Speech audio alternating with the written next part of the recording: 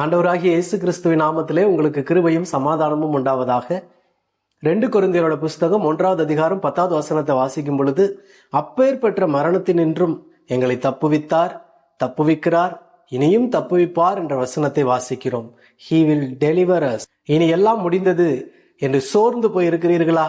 டாக்டர்கள் எல்லாம் கைவிட்டு விட்டார்கள், எல்லாரும் கைவிட்டு விட்டார்கள் என்று சோர்ந்து போய் இருக்கிறீர்களா?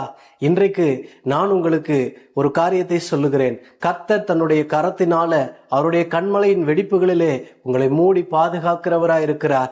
வியாதியாய் கிடக்கிற உங்களை, பலவீனத்தில் இருக்கிற உங்களை, ஐசியூல அட்மிட் ஆயிருக்கிற உங்களை கர்த்தர் உங்களுடைய வியாதி படுக்கை முழுவதையும் அவர் மாற்றுகிறவராய் இருக்கிறார்.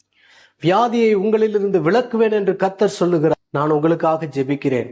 இரக்கத்திலே ஐஸ்வர்யம் நிறைந்த எங்கள் கர்த்தாவே, இந்த வேளையில கூட ஐசியூல ஆண்டவரே அட்மிட் ஆயிருக்கிற ஒவ்வொரு பிள்ளைகளுக்காக நான் ஜெபிக்கிறேன். ஆண்டவரே, மரணத்தின் விளிம்பிலே போராடி கொண்டிருக்கிற ஒவ்வொருவருக்காக நான் ஜெபிக்கிறேன். ஆண்டவரே, மரணத்துக்காக, கொலைக்காக நியமிக்கப்பட்டவர்களை விடுவிக்க கூடுமானால் விடுவி என்று சொல்லி இருக்கிறீரே. இயேசுவின் நாமத்தினால விடுதலை செய்கிறோம்.